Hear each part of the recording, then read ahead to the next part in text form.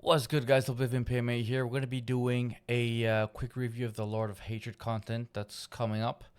I got the mic. I don't have the stand, so we're just going to have to deal with this. I'm just going to one-take this, and we're going to go with the flow. Let's just get straight into it. As we march towards the reckoning, one thing becomes clear. Mephisto's plan is simple and terrifying. With the body of Akarat as a puppet, Mephisto has positioned himself and his pawns to be in the right place at the right time, and with the whole world watching. This sets the stage for our journey to the Scovos Isles, and our confrontation with Mephisto, the Lord of Hatred, and it's only the beginning. With Lord of Hatred, two new classes join the fight, the paladin and the warlock. They're designed to be instantly recognizable in both fantasy and moment-to-moment gameplay. New tools, new strengths, 100%. and new ways to approach every activity across Sanctuary. Both classes have been built with today's meta in mind, bringing fresh answers to familiar challenges, new build paths to explore, and new roles to master across every system Diablo 4 has to offer. Before we jump forward, the Paladin was given more variety. Since it was a DLC, I suppose it was just favored in that sense. I wonder if it's going to be the same for the Warlock, that you have maybe extra windows of skills. I am aware they are going to be implementing changes to the existing classes, so a little bit here and there, but I want to see if they keep that that same favoritism for people that actually buy the game or buy the DLCs. Let's keep it moving. The Talisman system is about giving you another way to express a build, giving you more room to specialize, items to hunt for, and more reasons to keep experimenting as you climb into the endgame. You'll see talismans built from a few key parts: your seal, your charms, and the combinations you create between them. The intent is simple: make the choices readable and make the results feel immediately different in combat. Wait, if that's the case, then you can... hold on, let me check if this is actually stuff you get along the way. It's only endgame or what? Find both seals and charms naturally as you play, across a range of rarities. Seals are the foundation. They unlock additional charm slots, roll bonus affixes, and in some cases they can even change the rules for what charms you're allowed to equip. At the top end, unique and set charms are the most powerful. These are the drops that you'll be chasing deep into the endgame. Unique charms pull signature powers from the unique items you know today, so that you can harness that effect without being locked into a specific gear slot. That's cool, because the God Slayer, that's a helmet. So mostly they're going to be implementing extra stuff that was probably universal drops or universal uniques that maybe you could just tie into each build and, well, help tailor things a bit more. Set charms work a little differently. As you collect and equip more pieces from the same set, you'll unlock increasingly powerful set bonuses. Before Torment, set bonuses are more general, class agnostic. Class agnostic, okay, so it's just neutral and it can drop for anybody. That's not bad. I suppose this is starting out because I'm seeing we got set pieces. So if we got set pieces, so there's something going on. Easy to understand and meant to give you a serious boost while you're leveling. In Torment, sets become There you go. Hold on. Nathan's Bestiary, gold rate, all stats. That's not bad. Summon a bear companion. Oh, druid hordes. Okay, so you get a bear companion, and it can cast battle roars, increases damage of companions, multiplicative by 60 for 10 seconds, 15-second cooldown. So if you can actually get enough cooldown, probably that might be affected. The damage you take is split between your bear, so 30% mitigation technically. And you get an additional bear. You can get 60% mitigation. That's something. And you gain all companions side upgrade. What do you mean side upgrade? I know there's two upgrades unless there's a specific thing now they're implementing. We gotta look into that. class specific, harder to find, and built to deliver a bold fantasy, unlocking new archetypes and defining playstyles. The Horadric Cube is a legendary artifact for endgame crafting. Combine rare materials, Hold on. Transfigure, unique power, add affix, chaotic roll, focus roll, remove, recycles, transmute. This is kind of exactly how the cube functioned in D3. Some things that would let you push higher. It was Caldesons, I think, Despair, and a few other things like that. This is gonna let us actually min-max the gear pretty efficiently, because that was the problem. You could only reroll one, or you had to get a triple GA, which is, let's be honest, absolute hell. I know we're in hell, but come on. Transmute them into something greater, and unlock powerful bonuses to fine-tune your build. More than a tool, it opens new ways to upgrade gear, experiment with options, and push towards true endgame power. Horadric Nice. cube crafting is deliberate and impactful. You can take an item, add affixes through transmutation, and then upgrade it through the rarity tiers, up to Nice. legendary. Okay. Want to turn a great drop into a best in slot? Transfiguration is the way to ultimately finish an item. Layering on a range of powerful effects with a chance you'll be able to transfigure the same piece multiple times. You'll also choose how you transfigure. Hold on, are you like re-rolling that piece with all the things, all its values? Hold on, what's going on? Standard transfiguration is chaotic. The potential for reward is high, but there is some risk. Wait. Let's see if we got the stats of that before they Figure the re-rolled it. same- Finish an item. I don't think Turn a so. great drop into a best in slot. Transfiguration is the way to ultimately finish an item. It's your grandfather. Layering on a Nope. range of powerful effects with a chance you'll be able to transfigure the same piece multiple times. You'll also choose how you transfigure. Standard transfiguration is chaotic. The potential for reward is high, but there is some risk. Let's see. They're not showing the value ranges there, but I suppose it re-rolls everything with the current stats. If that's the case, with enough farming, you can eventually just get best in slot gear. That's not bad. There's even a low chance that you'll be able to transfigure the same piece multiple times. Applying Nice, an entropic okay. tuning prism makes your crafting outcome more stable. This will reduce the reward ceiling, but it always delivers a clean upgrade. Perfect for items that are already incredible. For amulets, Wait. it delivers a clean upgrade. Perfect for items that are all No, Already it's a bit different, I incredible. think. For amulets, we have something special. The cube Alright. has an amulet-only transfiguration that can grant you a bonus legendary power, and you can re-roll it as long as you have a rare material to pay the cost. We love the variety and craziness of adding an extra legendary power onto high-end gear, the legendaries, prior uniques, seasons. and even mythic items. So Okay. we've distilled that fantasy into a dedicated recipe you can use specifically on your amulet. Sometimes the Nice. best way forward is sacrifice. You'll now be able to break down an ancestral unique to create a unique charm. Nice. Okay. The latest skill tree updates are here to give you clearer, meaningful choices as you build, so that experimenting feels rewarding, and the path from idea to fully realized build is easier to plan and more fun to. Hold on. This looks a bit more expanded than usual. What's going on? Or they just made it look fancy. Let's see what's up. Iterate on. Itemization is the other half of the equation. With these system-wide updates, your item choices can meaningfully amplify a build, and they're designed to work in concert with everything else. Changes to legendary aspects, uniques, skill tree options, class mechanics, and more all support one goal, giving you the freedom to Okay. go your way. Let's look Oh, at a they're few changing a examples. lot then. What is better? Hold on. Whoa. Skills. What is this? Dash towards your enemy and deliver a powerful kick. Deal X damage. Knock down for 4 seconds. What the hell? Kick is additionally a mobility skill. Okay, let's see what's up with this. Better than kicking your enemies away? How about kicking yourself to your enemies? Kick's Madness variant lets you fly around the battlefield by turning Kick into a mobility skill. Barbarians now have a Hold on, let's see what else. Apparently we're getting a bunch of skills. Leap summons 3 ancients that leap at random enemies, dealing X damage. Okay, nice.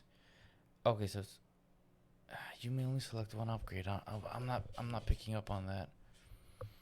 See, casting rupture. Summons 2 ancients that skewer the target for X damage and perform a rip attack that deals X as direct instead of bleeding. Okay. I'm supposing that could crit if that's the case. Interesting. So I gotta see where this is going. Where is it coming from? variety of ancient skill variants that summon a temporary ancient to mimic your attack. Leap into combat with 3 ancients, then finish them off with a trio of ruptures. Is it Druids druid? can now choose their skills' shapeshift forms, and each form comes with powerful. Hold on. Druids can now choose their Airstrike becomes a werewolf skill. You may only select one upgrade. This modifier doesn't count as a skill point. skill's shapeshift forms, and each form Airstrike damage increases by 5. You only select one upgrade. Okay. comes with powerful Werebear skill. Interesting. So you kind of integrate it into the type that you're building. Is that like a... Hold on. Are you permanently changing your form? bonuses. Human form grants more resources. Werewolf form grants more offensive power, while werebear form improves your survivability. Okay. Trample's variant leaves Trample or Sunder's Earth. Isn't that the one? No, that's not Trample. It's not the same thing. Charge, better said. sundered rock. Hold on. Trample, you Sunder's Earth, forming rock pillars along the path around your target location. You deal X damage. It now counts as an Earth skill. So that's a modifier for Trample. Okay, let's see what's up. Along your path, and a large burst at your Holy crap. Okay, that was brutal. target. Trample can now be used as a werewolf, and rather than charging along the ground, you quickly leap to your target. Druids nice. can now unleash Leap. the Fury of the Wilds. This unique ring causes your shape-shifting skills to grant berserking and ferocity. Hold on, berserking, isn't that for barbs? You're getting cross-class stuff now? Oh boy, the mathing is gonna be crazy here. All right, let's do that. Bringing these powerful mechanics from the Barbarian and Spiritborn to the Druid. You can take it a step further by synergizing Fury of the Wilds with the Gain additional lightning strike. Furthermore, each stack of ferocity adds an additional lightning strike. Wait, hold on. There was actually a lightning strike build. Does that mean? Hold on. If it's what I'm thinking. additional strikes upgrade for Lightning Storm, increasing the number of lightning strikes for each ferocity. Does that mean you can stack 4 of those on one single target? If that's the case, that's gonna be a broken build. Broken. Mark my words. You have. Necromancers can now customize and upgrade their minions via the skill tree. Skeleton mages are now a core skill, costing essence to initially raise, but lasting indefinitely. Use the singularity variant to instead focus all of your essence into a single, powerful but short-lived. I just realized they're bringing a few things from prior seasons, and instead of being aspect-wise that was tied to your gear, it's actually structuring it into the game. So that's going to give us much more flexibility as to what we can do. It consumes all your remaining essence, yep, and yeah, it gives you he's temporary. Yeah, that was it. It was a temporary high damage guy. Nice. Okay, so duration does increase also. That's good. So you can get an insane pool. I had like a 600 essence spirit was it Spirit Bomb? Yeah, like 600 Essence Spirit Bomb Necro. Things are crazy back then. Mage. Skeleton warriors are passively raised from nearby corpses, and activating their ability commands them to instantly attack a targeted enemy. The Book of the Dead now also enhances your minions with the powers of bone, blood, or darkness. I was about to ask that. So since that's changing into a core skill, I suppose you still get the benefit of modifiers for the guys because that's part of your class identity. Now, let's see. Yeah, the Scythe guys with the wind-up hit. So you can get upgrade and sacrifice. Alright, it's a standard. Maybe they modified it a bit. Let's see. It'll increase damage, but the amount of Reapers you can summon is reduced. They have changed it a bit. And it looks like they are adding a few more synergies to this. Alright, let's just watch and see what's up. Allowing them to interact with a wider variety of legendary and unique effects, such as Aspect of the Void. With the Chthon's right. Whoa, why do we start off with the set? Okay, let's see what's up. Move speed, potion healing. I don't know about that. Chthon set, so 2, the enemies cower before you and become feared and immobilized. So they get stuck. 0.5 seconds. Okay, so they first see you and they just get stuck. But if you block them, they get stuck again. We got to see if there's anything that you can trigger block with. I think there's a few things. The shield bash, I believe it counts as a block. If that's the case, this is going to be pretty abusive. All right, let's check the rest. You reflect stun and knockback effects. That's crazy for bosses. And also for survival too. Minimum resolving is increased by 2 and max resolve is increased by 2. You gain 10% damage reduction for each minimum resolve you have. I'm not sure how to interpret that, but it sounds like you can get some good damage reduction. And the 5 set, let's see what we have here. When you try to crowd control worthy enemy, when that can't be crowd control, okay, so it's the bosses, huge guys. You rise to the occasion, gave him 500 multiplicative for 10 seconds. Damn, okay. Bear in mind though, it's 5 pieces. And that looks like armor. So the difference you gotta kind of make up with aspects is that's gonna be complicated because you gotta just kind of balance out everything that you're gonna do in that case. Let's keep on going. Righteous Will Talisman set bonus. Your enemies will cower before you, immediately being feared for a short time when they see you. You also reflect stun and knockback effects at those foolish enough to try to control you. Paladins can unlock ultimate power with the Light's Epiphany Talisman. Let's read up on this. 2 justice skills. Well, you can get up to 3, maybe 4 if it's a GA. I don't know. Set pieces are a bit different. They're always fixed. Lucky hit today's. That's good. All right. Those still look like armor pieces, I'd like to think.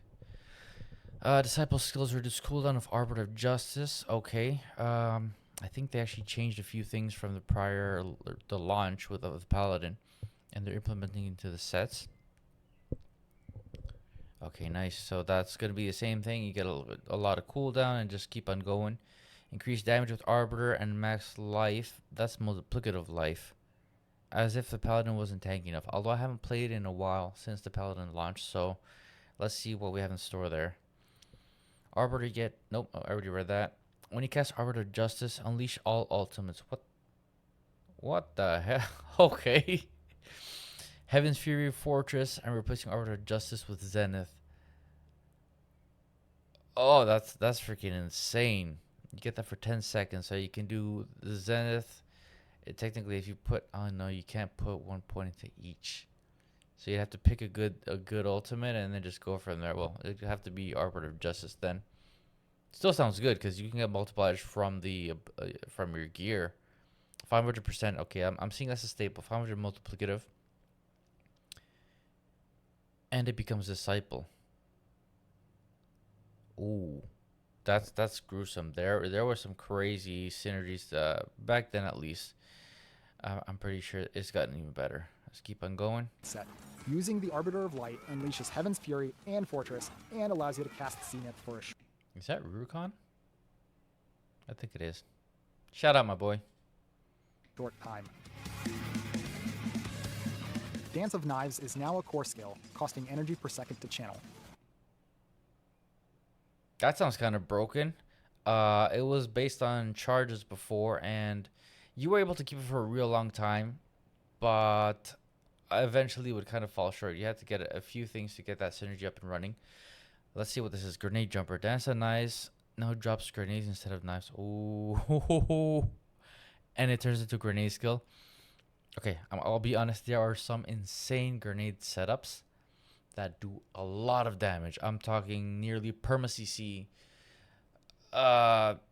Heaps of damage. AoEs, and you can just bounce between targets. So that's interesting. Let's see how that works out. If you aren't a fan of knives and want something with a bit more bang, try the Grenade Jumper variant to throw a constant stream of explosive grenades instead. Nice. Rogues also have new ways to manipulate the shadows. What? The Penetrating Shot. Oh, a shadow shot. Penetrating shot now summons 2 shades. That also fire your target, dealing X damage. Oh, that's gonna turn penetrating shot into some absurd damage. I had a setup where it was just penetrating shot nuke with combo points, And that thing hurts. So this is just going to make it worse. Variant Shadow Shot spawns shades to mimic your attack, and Shadow Clone's Sentry. Sentry, hold on. Are we going back to Diablo 2 roots? Sentries are the turrets. Hold on. Shadow Clone becomes a marksman skill, and now some stationary shadow that fire 3 piercing arrows per 1 second. So that can be modified technically. Maybe. I don't know. Each arrow deals X damage. Shadow Clone gains 2 additional charges, and cooldown is reduced by 20. That's a lot of cooldown. As is, you could already bring that cooldown down by a lot. So if this lets you perpetually keep the clones, it might resummon them from what I'm seeing, because they don't have a duration. It's just X. Okay, the duration would be based on your Shadow Clone. If this lets you stack the clones itself, that's going to be broken. Variant places stationary Shadow Clones to constantly fire upon your enemies. And the fact that it's a marksman skill, I've been able to get almost, was it 20, 25, almost 30 points in marksman skill points. That's going to be wild. As the masters of fire, cold, and lightning, the sorceress weaves these elements together in their new skill variants. Charged bolts. What do we have here? Is there anything different? Ooh, hold on. I think that's Immolate, or the Fire Stream. And that has an additional, right here. He has an additional thingamabob. Okay, apparently they're adding a lot more stuff than I expected. Oh, this is good. I thought it was just a few things. Okay, nice. Burn Through variant causes the bolts to release globs of fire on. Let's just read that. 30 mana. It no longer pierces, instead releases explosions on impact, dealing X damage. That could work well with certain things. I might start playing Diablo tonight. Impact rather than piercing through enemies. This variant excels in up-close and personal combat against many tightly packed enemies. Familiar is the only skill in the game with 4 variants. The first 3 allow you to Wait. 2 stacks of 4 power when summon a resource, 2.5 max health per second while active. So you're going to be able to overpower as a mage? That's not good. Because mages already have high output for crit chances, so this is going to be, that's going to be scary. Let's see what the rest says. choose which element you're. Oh. Familiar becomes a shot skill. These lightning, obviously. Increases minimum ferocity by 1. Hold on, ferocity is from the druids. Oh, they're mixing and matching these things now. Cooldown reduction while active. Damn, okay. Familiar will always be. Cold, frost, chills for 38%. That's a lot. Weakens them. Not bad. Not bad. And gain unique benefits. If you want all 3 elements, the prismatic. Hold on, all 3 elements? Shock, fire, and frost. Oh, no, that's... Oh, don't tell me they're bringing Tal Rasha back. I think we technically do have Tal Rasha, but it was a bit wonky to rotate everything. Tal Rasha in Diablo 3 was... I consider it was pretty well balanced. It actually gave you that oomph, that push from the pieces. Let's see what happens this time around.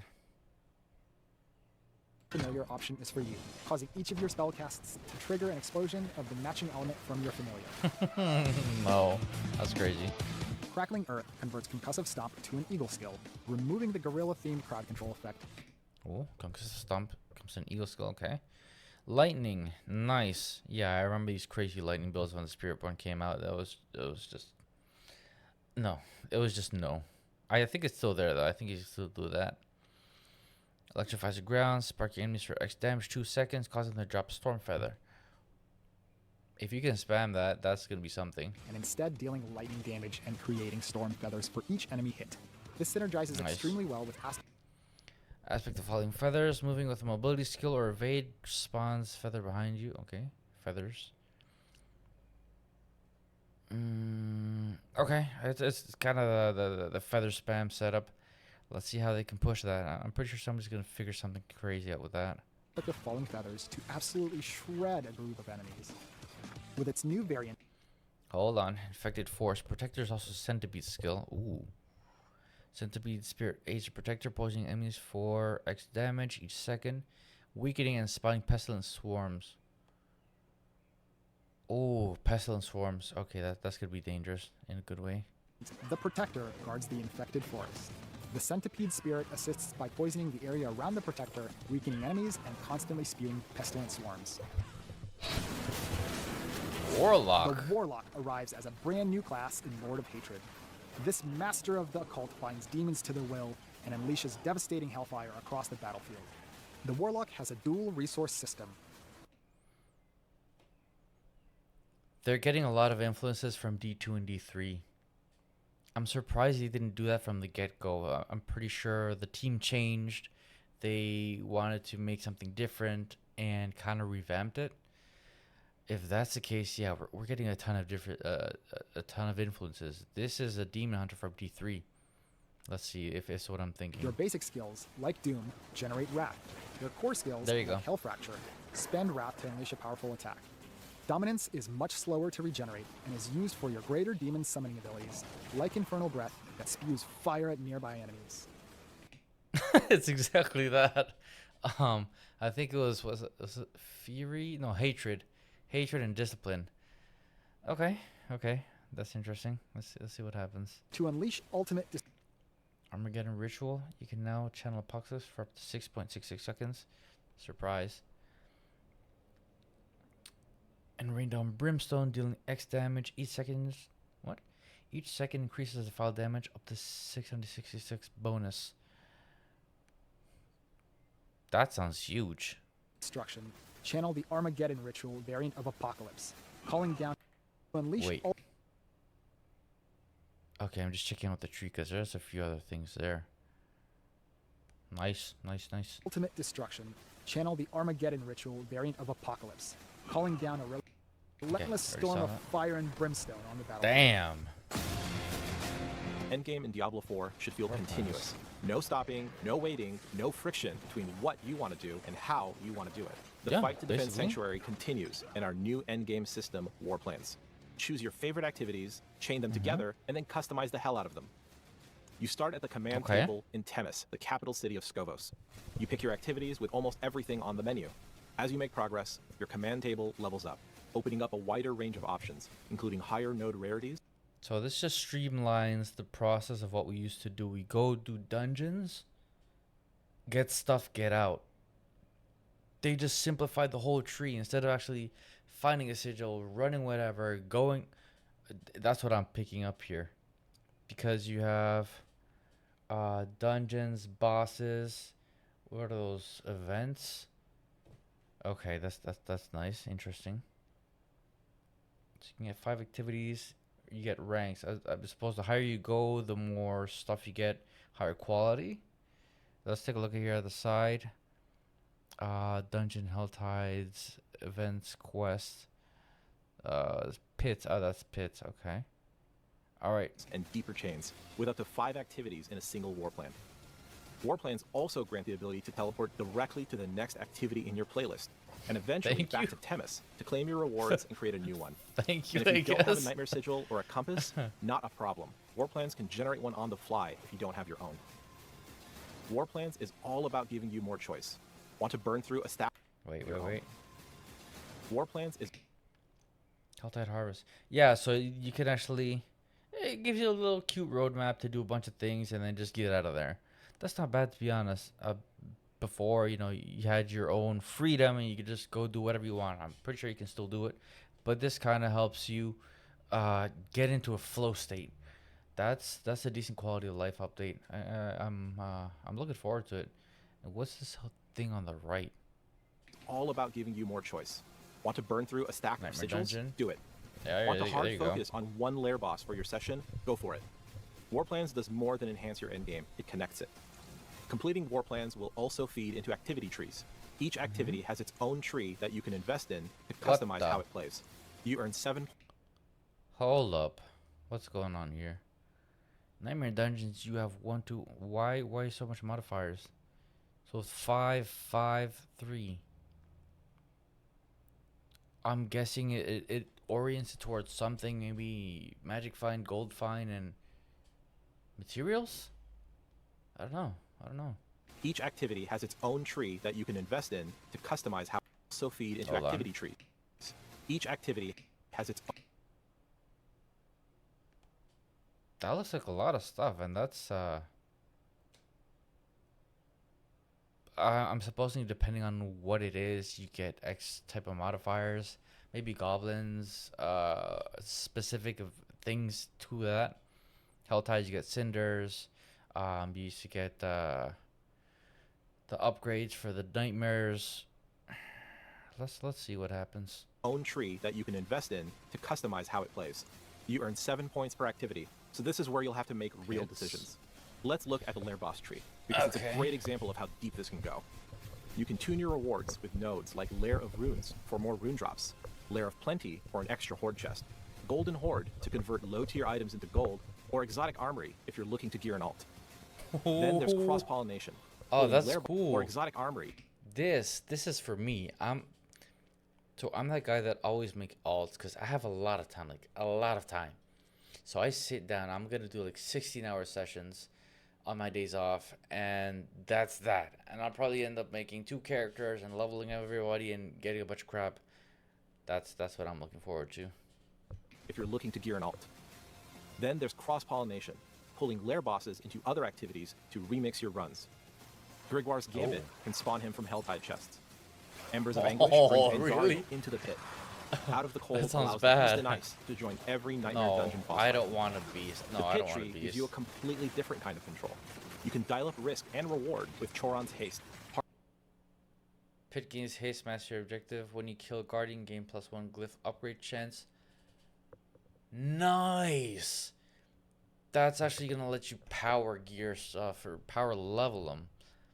Because that was a big problem. Like you could run it and you can only do so much.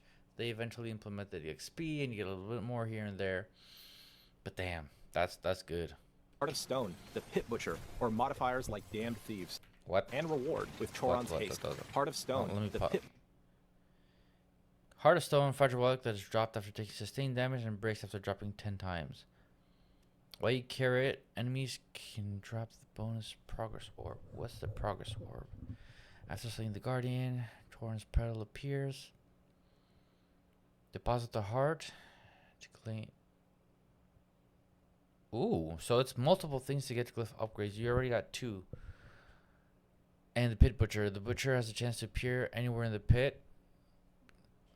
Who wants that? Fine. As Guardian and killing him will complete the run. Oh. If the run fail, what? However, you fail the run if you kill any player. Oh boy, you gotta be prepared then. Okay. Hey, it's a layer of challenge. That's good. I'm pretty sure there's also some good rewards from that. Butcher, or modifiers like Damned Thieves. Or you can pivot the Heart of Stone, the Pit Butcher, or modifiers like Damned Thieves. Orb Thieves have a chance to spawn in the pit. Orb Thieves drop an immense amount of progress orb when killed, but leave a trail of traps in their wake. Okay, nice. Thieves. Or you can pivot the rewards entirely, converting glyph upgrades with nodes like Choron's Soul and Choron's Flesh. Choron's Soul now spawns with the Awakened Glyphstone. One progress orb offered. So does this work based on flat orbs, not the actual XP you get now? Okay. That's interesting. Flesh now spawns with the Awakened Glyphstones. Flesh will allow you to get valuable equipment. Oh, you can trade in, so you could just plow a level, trade this in for a bunch of gear. That's good. That's good at the cost of glyph XP. This is just the tip of the iceberg. There are 100 different modifiers spread across the activities in the game. What the hell? With war plans, you get to define your own endgame. Oh, wait, what? Fishing? Fishing doesn't belong here. No, it doesn't belong here. I'm not gonna skip it. I gotta see. I want to see what it has to say. Fishing is designed as a laid-back collection activity, a chance to slow down and unwind between battles. You'll unlock it early after arriving in Skovos. A short quest line will introduce you to the basics, and it'll teach you more about the wide variety of fish with different rarities and multiple modifiers. Anything special here? I'm just seeing gear, stats. What is that patch of blood to the right? Right here. What on earth is this? That's a unique. Interesting. So the fishing is just a side stuff. Unless you get buffs maybe out of it. That could be from min-maxing. To chase. Fishing is more fun with friends. You can trade any fish you find, no matter how weird, bloody, or celestial they might be, to help your fellow wanderers finish their collections. As for where you can fish, almost anywhere there are fish, and maybe even a few places that might surprise you. So take a deep breath, enjoy the calm you've earned, and appreciate a quieter moment in Sanctuary. But who knows what else lurks beneath the wine dark sea? When Lord of Hatred is released, we'll also be making major updates across both seasonal and eternal realms. Permanent updates across realms will include the major skill tree improvements we've discussed, alongside a level cap increase to 70, extending torment tiers, a loot filter, map. Whoa. Discussed, alongside. Okay, so we're back to 70. That was a standard before. They dropped it for some reason, some odd reason. Level cap increase to 70, extending torment. Torment. Back to T12. Awesome. I'm down for that 100% because the small gaps between T1 and 1 and 4, not gonna lie, they're kind of drastic. You could get through them if you know what you're doing, but it was a bit drastic. T1 to 12 and the normal expert hard, it's a smoother curve. It lets you actually progress better, I suppose, and obviously you have to get a bit more progression to get through. All right, that's good. I like it. Tiers, a loot filter. Finally, loot filter. All right, so I discovered loot filters actually from Path of Exile. Fully customizable. I don't know. Oh, you can add your rules. 25 rules. Oh, that's cool. Hold on. Let me just read up on this. Recolor legendaries. Ancestral rare magic. Recolor. So you can change the color for everything. You can hide. So at one point where you don't need yellows, you don't need blues, uncommons, whites, normals, you can just filter that out and just. It would have been good to add an auto salvage. Hopefully there's some sort of auto salvage. And I just realized there's multiple. Let's go to the side. What is this? Rule editor, legendaries. Visibility, recolor, you change your color. Condition. Property has 3 affixes. Selected greater affixes. You can customize what you're looking for. Item rarity match. Okay, you want to find a specific. Okay, specific thingamajig. And the power range. Does that mean you can actually filter out what you want? Or what you're looking for, maybe, particularly? Oh, let's see. Map overlay, pathfinding, plus a pit overhaul and itemization updates. For players a lot of stuff going on. Okay, that's good. On the seasonal realm, there will be character resets, a refresh to season rank challenges with new rewards, and updates to the tower and leaderboard beta, all falling within the Season of Reckoning. This season brings 2 additional season ranks, unlocking over 100 season rank challenges for those who keep climbing through Sanctuary's trials. Jeez. Push past your limits, conquer fresh objectives, and claim rewards worthy of your growing legend. Nice. With this update, we're here to make more Oh, love Growing gems. legend. Itemization refreshes gems and more. Nice. We got higher. It has to be higher tier gems, unless we're getting different types of gems. With this update, we're here to make more affixes matter and make item choices contribute meaningfully to your overall power. Common, magic, and rare items contain meaningful value in endgame because they can serve as crafting bases. You can later add affixes to them and upgrade their rarity using the Horadric cube. That's good to start out. Is there anything different here? No, it's a standard. You upgrade them and you get random stuff. Okay, well, it would upgrade to a legendary with the aspect. Okay, so that's like supposed to ease into end game and then figure stuff out maybe. You can later add affixes to them and upgrade their rarity using the Horadric cube. They will continue to later Saw add something new. affixes to Hold them on. and upgrade their rarity. Reroll to set charm. Reroll to set charm, craft unique charm. Okay, these are new. Upgrade to uniques. What the hell, uniques? I'm pretty sure it's gonna require a lot of mats. All right, let's keep on going. Using the Horadric cube. They will continue to drop in torment difficulties, including as ancestral items, and they can also roll with greater affixes. With this Nice. update, Okay. Auto salvaging of lower QLs. rarity items in torment has been disabled. With What? this update, auto salvaging of lower rarity items in torment has been disabled.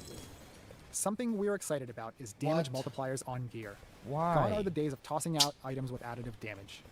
Damage multipliers stack additively. They just dropped the QL right there. Quality of life just went out the window.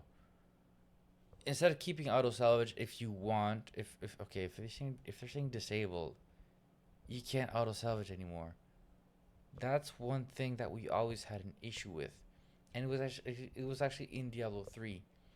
You had auto salvage when you hit the point that you don't need blues, yellows, not even legendaries, because you would be farming set pieces. You just auto salvage. Your pet would pick up all that stuff and it's gone. It turns into mats and then you use that for whatever.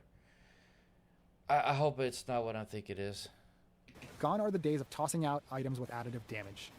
Damage multipliers stack additively with themselves, but are multiplicative, vastly leveling up the item game and depth when it comes to the perfect item. For uniques, we're opening things up by reducing the number of always fixed affixes and rolling more from the available pool, giving you. So you're getting uniques that are not uniques. Interesting. Let's see. Weapon damage, that's there. That's fixed. Damage per hit, that's a standard. Intelligence, it rolled different. No, that was included. Max life. Okay, max life on hit. And the last two are different. It could work depending on what the pool is, right? Because some uniques are just trash. For example, it was trash completely. Room to chase truly optimized combinations for your build. Tempered affixes went through an overhaul. Unique and mythic items can now for See your if build. Pain Gorger give us anything Tempered different. affixes went. Nope, you still mark him, hit him with a lot of damage. Okay, good. Alright, there's nothing special there. Went through an overhaul. Unique and mythic items can now be tempered. 200 Oh, legendary aspects have been nice. refreshed with design updates. Gems are getting a major upgrade. Weapon gem effects are significantly stronger, and we're including new gem tiers. We've heard your feedback on How stackable high is items, the question? and we've increased the stacking size to 1,000 to help with inventory. Thank you. This is basic quality of life we should have had from the very start. Clearly, it was a whole different team that was making Diablo 4. And I don't know. To me, it was still common sense. You could have taken, hey, 30 minutes, visit Diablo 3, visit Diablo 2, see some things that they had, and just implemented it. Diablo 4 would have been a completely different launch if that was the case. But then again, that's different work and, more workload. But we're talking about a AAA, we're talking about an indie company right now. So it's understandable that they kind of held back. management. On the quality of life side, one of the biggest additions is the loot filter. This is a power user feature the community has been asking for a long time. You can export and import filters, hide item text, Nice. hide ground effects, hide both, or recolor text to make the drops that matter instantly stand out.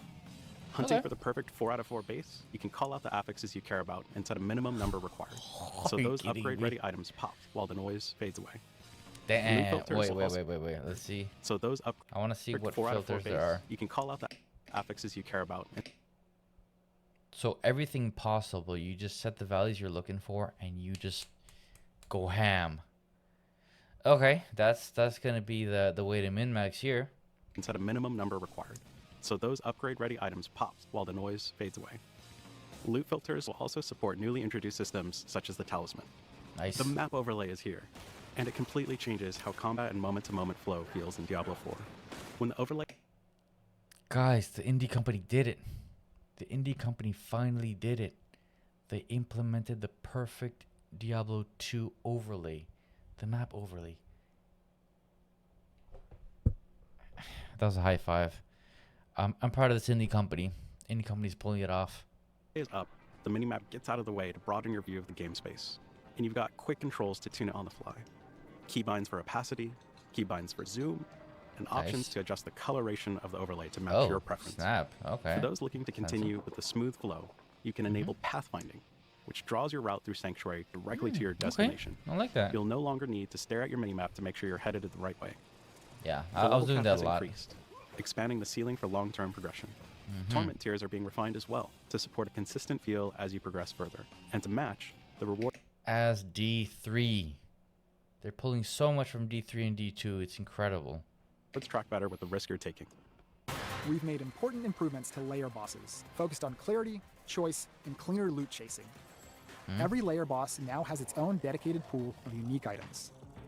Layer bosses now share a single key, and all greater layer bosses share another, reducing friction and inventory space. Okay. Bartuk and Astaroth are now in the layer boss system, and the Butcher is now a greater layer boss in both Seasonal and Eternal Realms. Ooh. Lord Zir is now only one click away on the world map. It's quality of life. Jeez. Oh, this indie company, I swear. We've made updates to runes to reduce friction and make progression smoother. The result is a more streamlined system and an indirect buff to farming the specific runes you care about. The rune pool has been updated and we've removed underutilized runes. All remaining runes now fit cleanly into the Socketable's inventory. Runes have also been heavily integrated into our Horadric Cube crafting system. Pit improvements are here, along with tuning and quality of life updates to make each run more exciting and more rewarding. Some of the improvements you've seen in the tower are coming to the pit, and we've also removed a few legacy systems along the way. The pit has grown, literally. Every run now spans 5 full floors, clearly marked by pit depth, so you always know how deep you've gone and how close you are to the finish. Floor generation has been rebuilt from the ground up for smoother flow, less frustrating dead ends, and a more consistent rhythm that keeps you moving forward. Okay. Nearly every environment in the game can now appear in the pit, pulling from both expansions and past seasons. And there are rare floors where you'll stumble onto brand new layout mashups found nowhere else. To keep the focus on action, we've also removed death and resurrection penalties along with boss shadow attacks. Okay. Spawning in the pit has been tuned to feel fair, deadly, and exciting. Wait, did they see shadow attacks? On action, we've also removed death and resurrection penalties along with boss shadow attacks. Oh, the boss shadows that chase you. Fair, deadly, and exciting. Shrines now use a flat spawn chance, giving each run a more consistent baseline, while still allowing for the occasional lucky spike. Almost every variant of every monster family can now appear, including very rare and special populations. Progress now scales with real danger, meaning tougher enemies push the bar faster. And yes, treasure goblins can now invade the pit, alone or with all their friends, with bosses, goblins, and treasure chests all capable of dropping loot. Nice. Pit mastery objectives are now fully formalized, with the tracker clearly showing both party and personal progress. Boss encounters waste no time. Bosses now ambush your party by spawning directly on top of you, and without clearing existing enemies. On top of that, the pit will now pull from the tower boss roster, injecting even more variety and unpredictability into every run. Oh, that's crazy. So you could just be mid-run and the boss pops on you. That's gonna be fun. Since we introduced the tower and leaderboards, it's been incredible to listen to your feedback, watch the competition evolve, and keep learning right alongside the community. Now we're bringing a focused set of updates, more reasons to climb, clearer ways to compete, and smoother moment-to-moment play. The Artificer's Stash is a new feature coming to the tower. This provides valuable caches that contain items with guaranteed greater affixes, along with currencies and even lore books. These treasures can only be earned by climbing the tower, and first-time completion of higher tower tiers awards the Artificer's favor. The new build viewer captures a snapshot of every build that ranks on the leaderboard. When you click a top player's leaderboard entry, the viewer displays that saved snapshot, making it easier for everyone to see which builds are performing best in tower competition. New environments, monsters, and bosses are arriving to keep the tower experience fresh. New environments, monsters, Nagas, and bosses are... Damn, that looks good. That looks fun. He's probably gonna get one shot anyway, so don't worry. Are arriving to keep the tower experience fresh. In addition to starting a tower run when you exit the circle, your run will now automatically begin after a brief countdown. And hey, did you mess up the run? Did you just barely make it? Did the Orb Goblin run away? Is that the best you got? The Artificer himself will now offer some commentary. Please try your best. He is watching. Lastly, we're making tower competition timing better and fairer. Based on player feedback, leaderboards now start on Thursdays after a release or patch. This permits the time needed to address any major issues before the community-wide competitive aspect of the tower begins. That's a quick look at what's ahead with Lord of Hatred and Season of Reckoning. We'll have more details in our blogs, patch notes, and deep dives. So if something here caught your eye, you'll be able to dig in right away. See you all in Sanctuary. Nice. Whew, okay, that is a lot to chew on. As Alvin mentioned at the end of that video, we will have our official blog launching after the stream, so you can go and check that out if there's extra details you want to chew on. But additionally, we will have Q&A towards the end of the stream, so if you have any questions that were answered in that overview video, feel free to drop them in chat. We'll grab those and answer those close to the end of the stream. But who better to get into everything with me than a very familiar cast crew? Then myself. I'm going to cut it off here. That is what I want to see in review. I'll probably just check this out off stream and video, if you may. And yeah, thank you to anybody that stopped by. I'm probably going to be pushing hard on this new season. Unfortunately, I do have a situation that I'm stuck with a GTX 960. You heard me, 960, so it's a tiny GPU. You can still run it, maybe 30-ish, 40-ish frames, but I'm definitely going to keep on pushing until I get an upgraded piece or something else happens, which I've been waiting on, but fingers crossed. It will happen soon, so I will see you on the next one. Thank you to anybody that stopped by, and Oblivionpma out. Take care, guys.